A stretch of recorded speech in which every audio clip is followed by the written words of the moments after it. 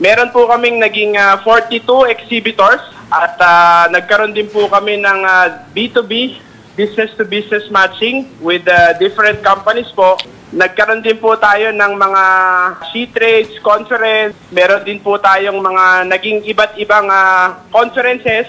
At nagkaroon din po tayo ng isang buong araw na Export Congress. Dito po tinalakay yung iba't ibang mga issue, problema, at mga pangangailangan ng ating mga exporter. At nung gabi naman po, binigyan po sila ng parangal yung mga top exporters po natin in different categories po. Okay, ano-ano ba yung mga produkto na talagang pumatok for export?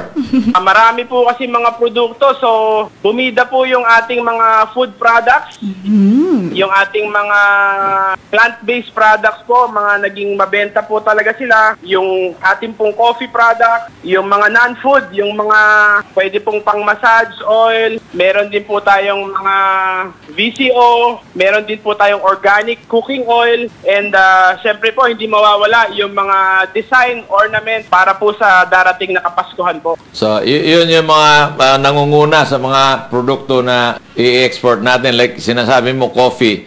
It's ironic, no, Gino? Kasi 90% of our coffee consumption is imported. Tapos mag-i-export tayo ilang percent? Siguro wala pang 1% yan. Medyo lumalaki naman po, pero maganda po yung mga ginagawang programa ng DA saka ng ibang government agencies para mas mapataas po yung produksyon ng kape natin.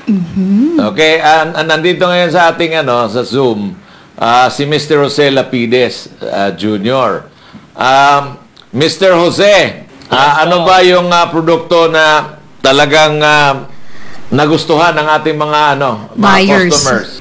Sa amin kong ang base sa aking observation sa pagpunta ko sa National Trade Export for 3 days, bumida po sa aming grupo ang Christmas decor, ang essential oil, and then ang yung kapis po namin na mga item na talagang ine-export po, na quality export na makikita nyo po doon sa mismong exhibit. So, may mga kung nakikita nyo po ngayon sa screen, yun yung pinapakita, yan po yung mga item ng aming grupo. And then, nandoon din po ang aming food na merong chocolate and then the mushroom po. Okay. Can you inform the public kung ano ang naitulong ng ating pamahalaan sa mga participants? Malaking tulong po ito dahil libre po itong ibinigay sa aming mga miyembro. Wala po itong bayad. So, na-expose na po sila, nagkaroon pa po sila ng business opportunity para po ma-meet ang Foreign Buyer Association of the Philippines. At ang Rustans po ang may pinakamalaking market sa local market po natin.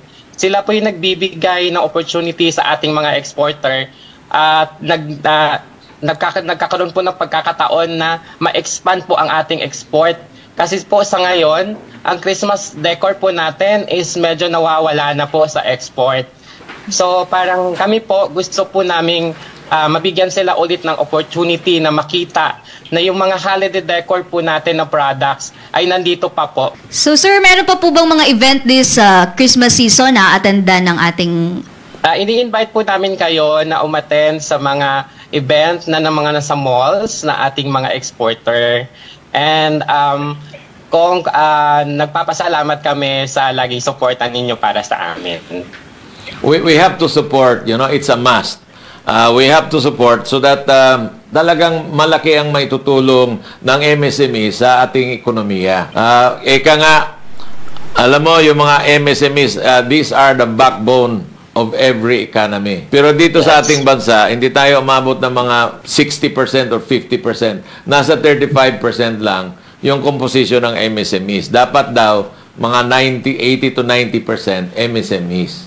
So, kulang talaga yung suporta. So, kailangan, I will make representations also. If I have a chance, I will talk to the President and tell him about this sentiment. Not only my sentiment, but the sentiment of every MSME. Meron lang akong na i-share sa'yo. The last, before, we have a budget of 1 billion for the export promotion. malaking tulong po iyon sa amin kasi nadala namin abroad ang ating mga exporter.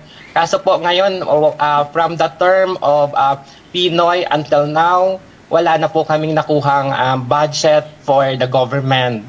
And then that budget is under the Export Development Council. So, napakalaki pong tulong yon sa amin, yung 1 billion na po yun, na for 5 years sana na mailagay natin sa global market ulit ang ating mga exporter. Pinoy, ito na ang ating panahon. Ho, ho, ho! Merry Christmas!